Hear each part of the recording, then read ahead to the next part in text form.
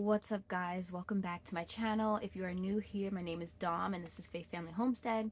Today I want to talk about 10 things that I would consider positive referring to my garden. If you are familiar or if you're new, I'll just give you a little backstory. We moved here October 18th of 2021 is when we closed on this property. I began building our garden in December of 2021, and so this past year of 2022 was my first year gardening on this specific property, but it was not my first year gardening, period. And so I just wanted to basically talk about 10 things that went right with last year's garden and 10 things that I feel like, went well or that I'm happy about.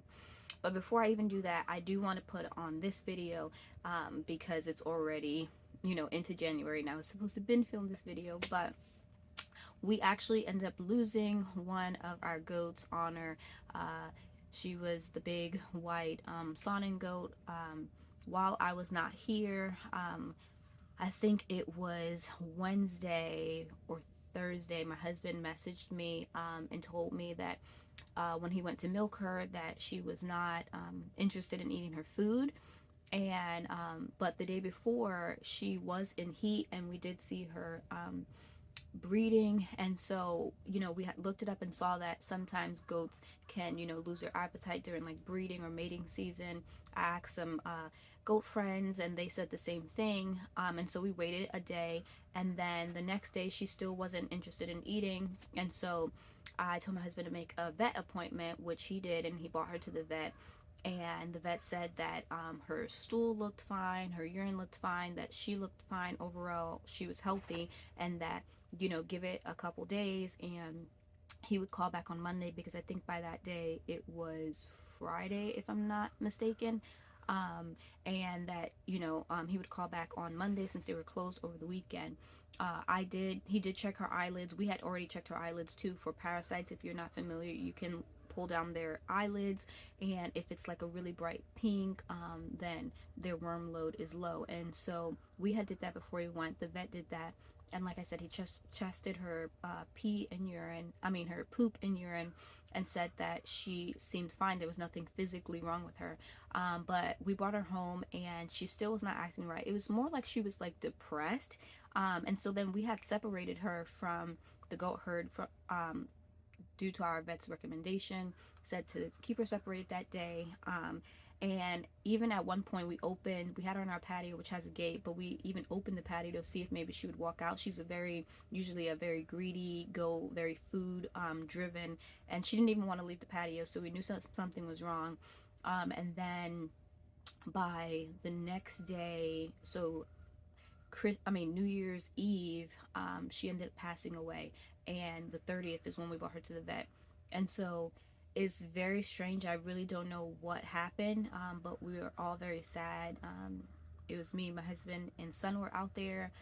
My daughters were looking in through the out through the patio. We were all crying because that's one of the first goats that we got. We loved her so much, even though she was bossy. But she was very sweet and kind. And so yeah, I just wanted to put that on the front end of this video.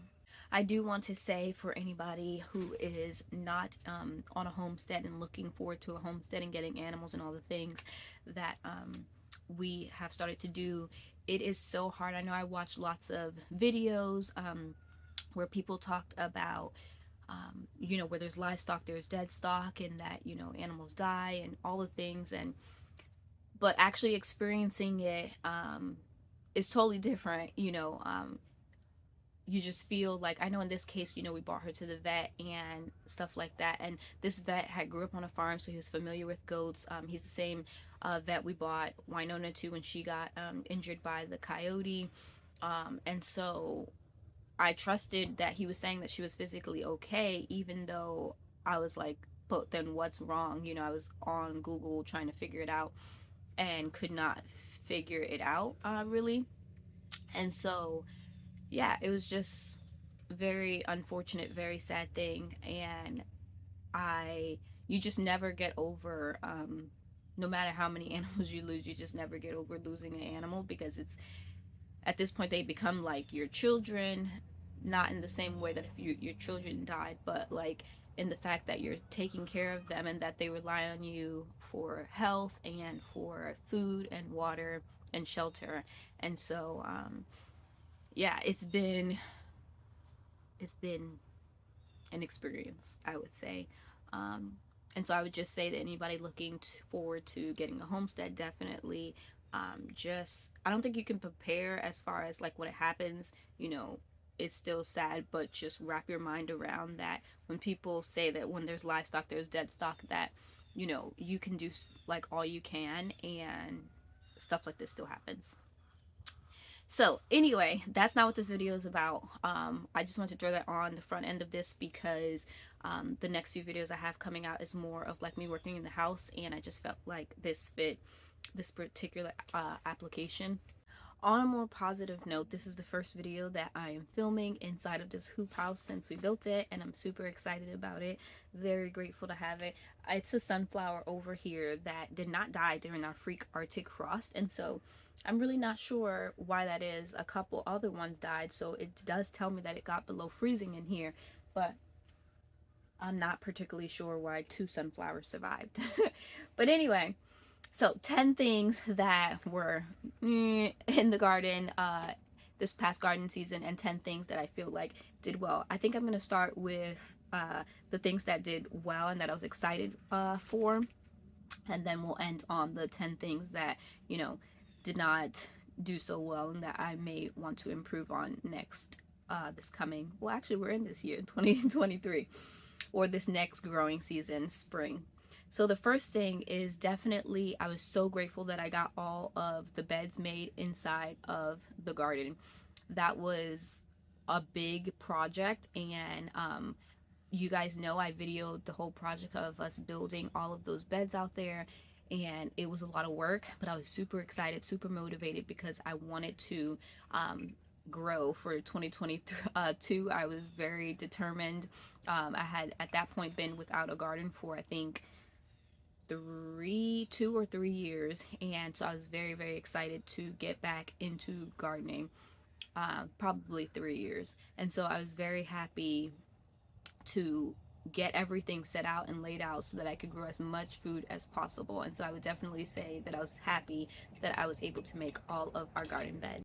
The second thing that I would say that I'm happy about as going along with building all the garden beds is that simply I got to garden. I was going to garden even if I had to garden in some containers, and that is actually how I started out. I planted my garlic and my bulbs inside of containers because I didn't know how long it was going to take to get the garden set up, and I knew that I wanted to garden regardless if it was in ground or in containers.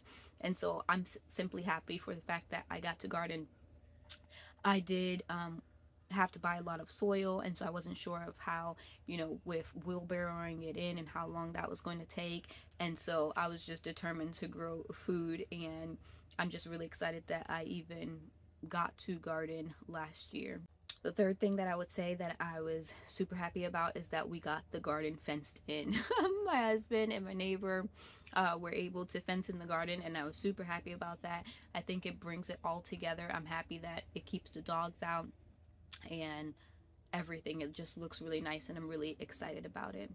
The fourth thing I would say that went well is that we did produce a good amount of food. We did have some very good harvest on lots of things, not as much as I was hoping for, or not as much as probably even I planted, but we did produce lots of food, and I'm very grateful for it. You know, when I thought about like, oh, we didn't produce that many tomatoes, but then I'm looking in my freezer and I think I have about 4 gallon size Ziploc bags of tomatoes that when it was coming in I was just freezing.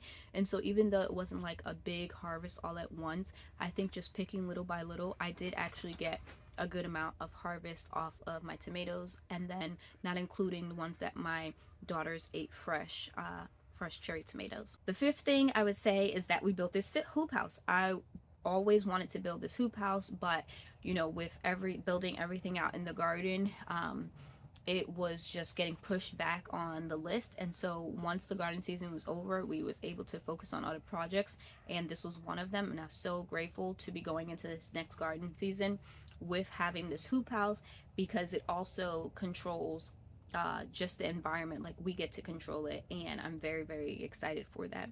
I guess, which leads me into my sixth thing, is that we also got our orchard built, and that was a long time coming.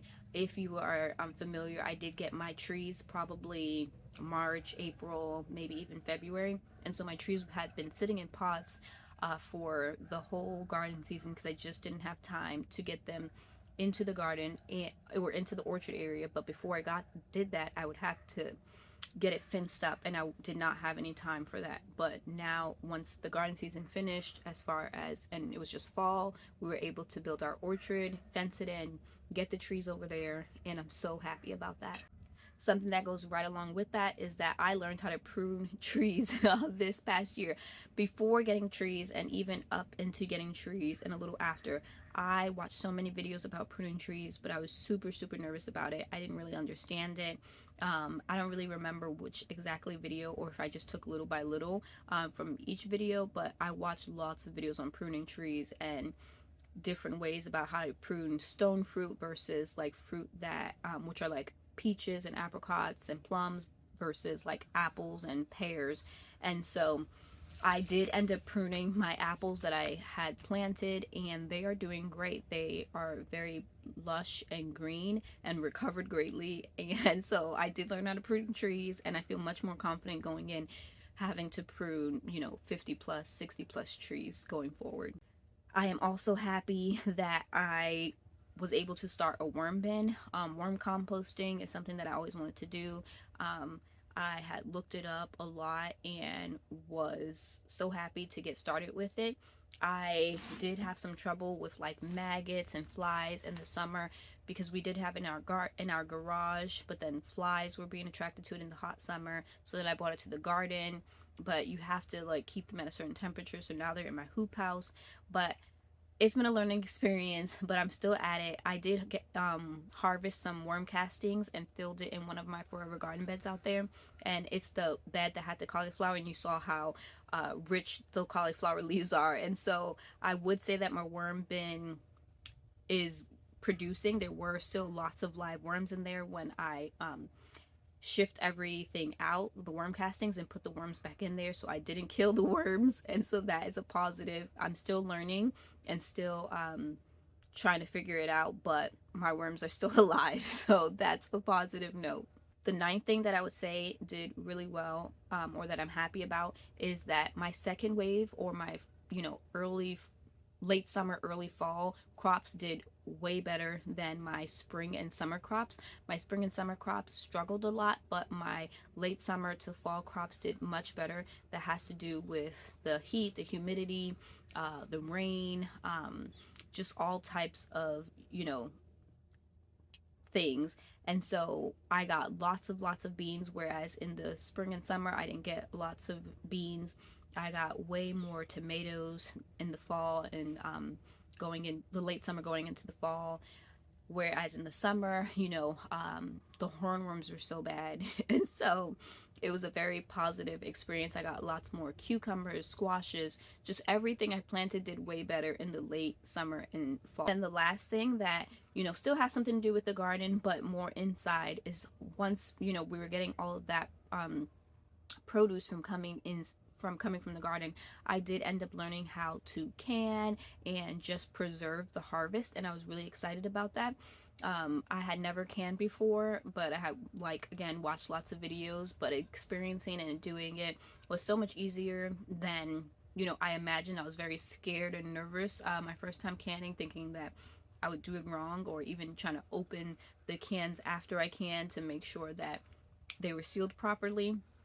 And so I would say canning, preserving, freezing, freeze drying, dehydrating, all of that stuff was very positive as far as bringing in produce. There was some stuff that was just like, overwhelming. And so with those things, as far as like bell peppers and stuff, we just chopped them and pickled them or put them straight into the freezer, but we didn't let them go to waste. So now that we talked about all of the things that were positive, I'm going to start getting into some of the negatives, which I've mentioned some of the negatives already in my positives. But the first thing I would say is grubs. We started off the season with an infestation of grubs. It was so many grubs that it was unbelievable. I've never seen that many grubs in my life. In my old garden, I would see grubs here and there. And they say like one grub per square foot is kind of like normal or whatever.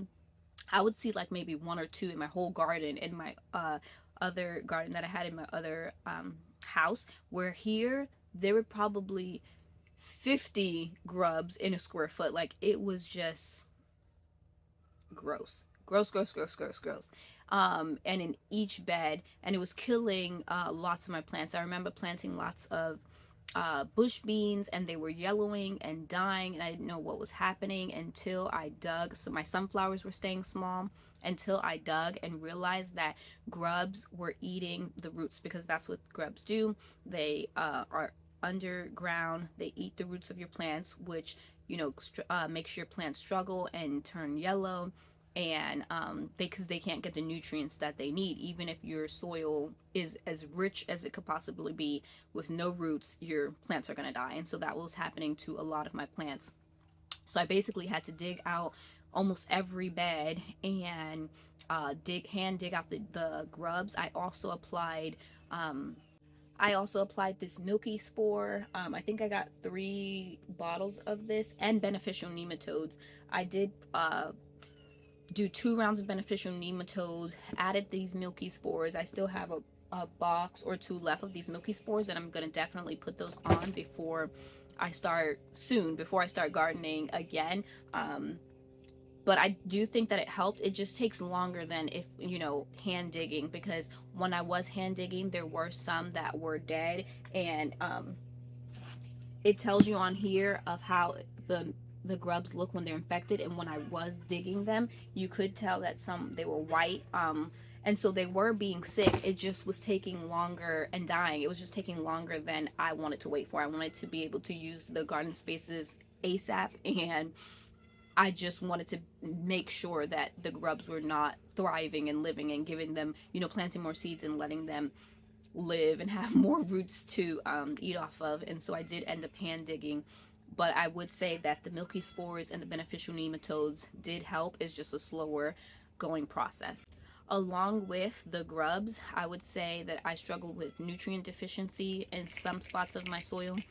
I did end up using worm casting, azomite, peat moss, topsoil, and compost in my garden, because I wanted to quickly be able to garden.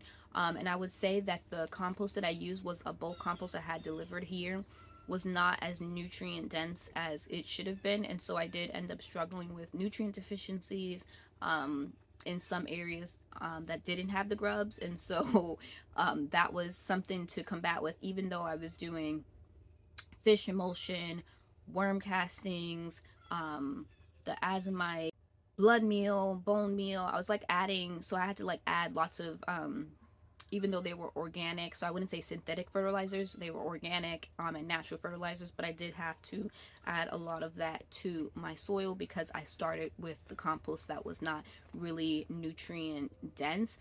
When I built my old garden, I had lots more variety and versatility as far as compost, because although I did use the same compost that I used here in bulk, I also had compost like black cow. I had mushroom compost. I had lots of coffee grounds, and so I would say that it was a better diversity, and that's what you want when you're building soil, is a very, very wide range of diversity to help with the microbiology and stuff. And I was just trying to build this garden fast, and fast is not always the better or best way, because then my plants did end up struggling with not having the right nutrient balance. With me living out in the country, I did have less access to things like coffee, because in my old neighborhood I was around lots of coffee shops, and so I would just call around and gather coffee grounds, and coffee grounds is really good in your garden. And so I didn't have as much coffee grounds. I wasn't going the store like Home Depot and Lowe's is about 40 minutes away from me. Even Walmart is about 20 minutes away from me.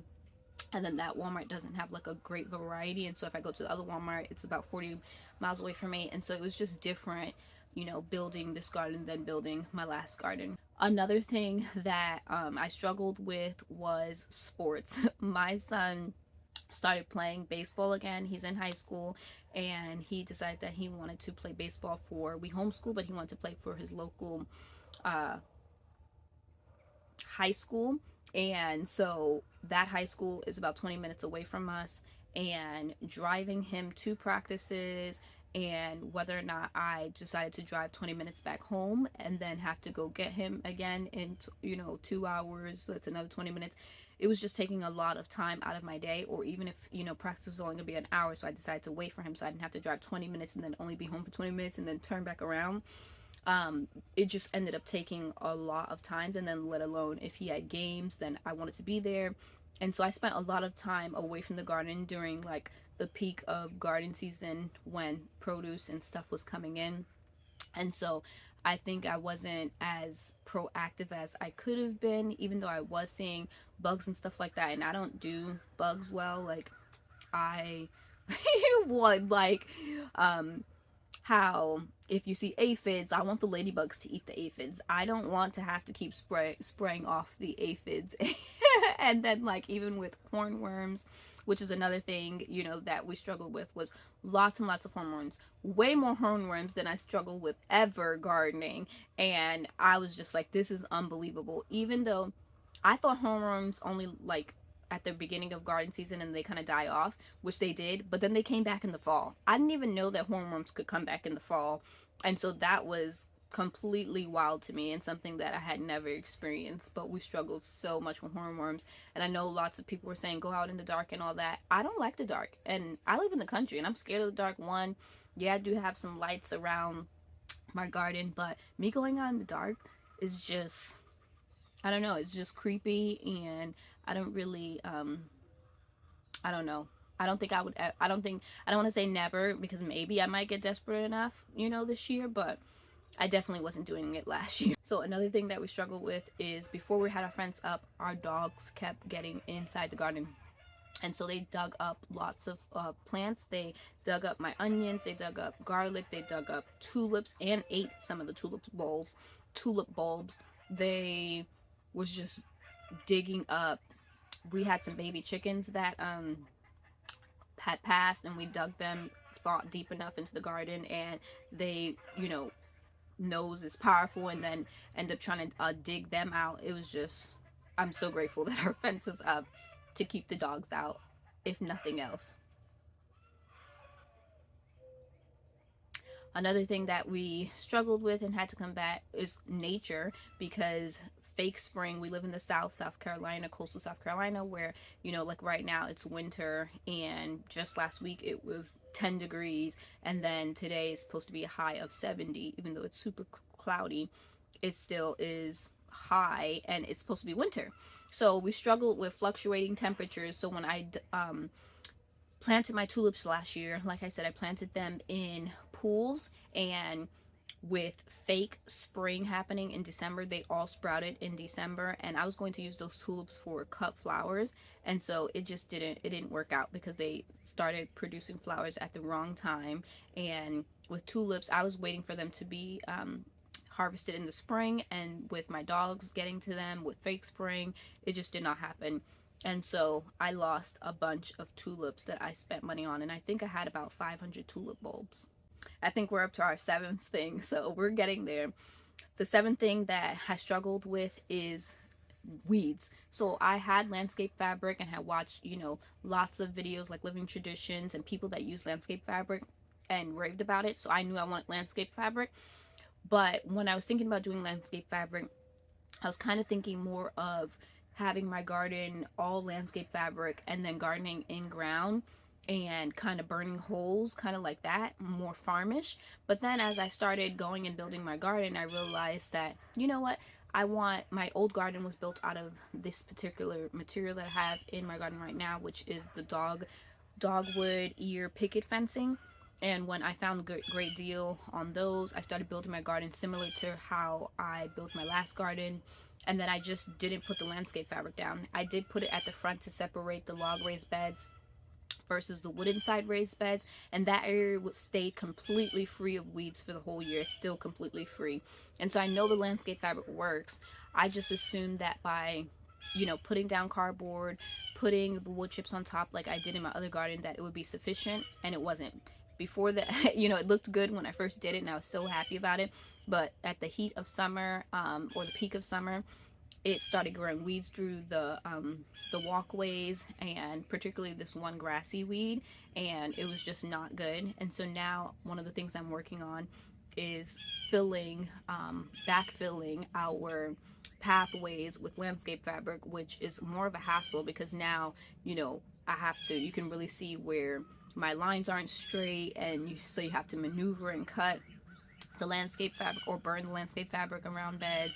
And so it's just much better to, you know, that I should have just started off with landscape fabric since I already had it, and that's kind of what I was thinking. And yeah, so now I have to like basically redo what I did. The thing that we struggled with was humidity. Humidity. It's the South, it's hot, it's always like during the summer, it's either raining for a little bit, drizzling for a little bit. If it's not raining or drizzling, it just feels wet. It feels like you're just swallowing. We are on the coast, so within an hour of beaches and stuff, and so it just feels always just moist in the air. That compared with heat, which is another thing. So I would say like 8 and 9 is like heat and humidity, and they do not go good together, especially when you have bugs and you're trying to control bugs with like organic chemical type things, because a lot of those things say, you know, spray it on and then don't let the leaves get soaking wet, or if it gets rains, you know, you have to reapply it. And so I didn't actually end up doing a lot of pest management with chemicals, even though they were organic, you know, natural chemicals, because you have to keep reapplying it. So if I'm trying to like kill hornworms or worms and general caterpillars, and then I felt like anytime that I was struggling with it is when it was like heavy rains and heavy humidity, and just not, so I didn't even spray anything, even though I have a whole basket sitting right over there of just like things to control pests naturally. I didn't use any of it because it would just start raining, and it would either be raining that day, or if it wasn't raining that day, it was just super moist, or it was going to rain the next day, and then I had to reapply it. So I just didn't do anything. And like I touched on the heat, you know, my garden in the summer, the sun comes right over my garden, and my garden stays sunny through, probably if there's 12 hours of light in the summer, my garden probably has 12 hours. Some probably have 11, you know, once it's coming over the trees, but it has a great amount of sun. And when it's over 100 degrees, things are going to struggle, things are going to not produce, things are going to die and dry out, and which I did have a lot of that stuff. I had beans dry out, I had tomato leaves falling or flowers falling, and yeah, so the heat was really brutal. I did plant some fruit trees inside my garden, and so I'm hoping, you know, once those start growing, that will kind of like help with shade. And I do want to get like maybe a gazebo at the front to help with me with like shade, because during the peak of the summer it was just really bad, and I'm not an early riser. The thing would be to come out here early morning when the sun isn't too bad, but I am not a morning person as far as like waking up super early. As far as coming outside, I can wake up, but I don't want to come right outside and start doing stuff. Like, I want to, you know, get myself together. I'm like a slow mover as far as like getting ready to just come outside and start harvesting and doing all the things. So that didn't really work with me. Maybe coming into this new season, things will change and produce new habits, but last year just didn't work out that way. The last thing I would say is I didn't do a good job of succession planting. I did write down in my phone and my notes the whole garden season, so when I planted stuff, and you know, I don't know if I think I even wrote when, how did they do, but I didn't do a good job of succession planting. So once I planted all my zinnias, had all the whole garden planted out, I didn't replant zinnia seeds, so when the zinnias were dying I could replant them, or I didn't replant marigolds, or you know, replant basils and stuff like that. And so when those things were dying, specifically flowers, they were gone. I think I did end up replanting some sunflowers, but for the most part, a lot of things I didn't replant, and I regretted it when all the zinnias was looking crazy and looking crispy and dead, and I wanted more flowers, but it was at least too late to restart them because then it was going into fall with our first frost and everything. And so I do want to do a better job of succession planting, things like flowers and herbs specifically.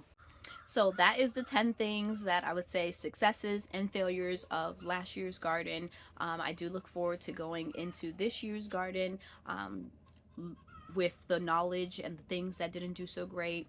Um, it's been crazy because I've been looking at last year's garden about like when I started seeds and stuff.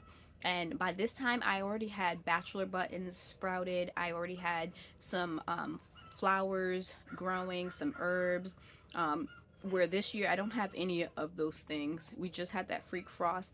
I am trying to tell myself that, you know, this year is a little different, especially because last year we didn't even get down to the lowest we got down to was I think 23 degrees, and that wasn't even until February. The whole month of December and January, temperatures, you know, peaked down to maybe freezing, maybe 30s, but not into the 20s until that one day in February.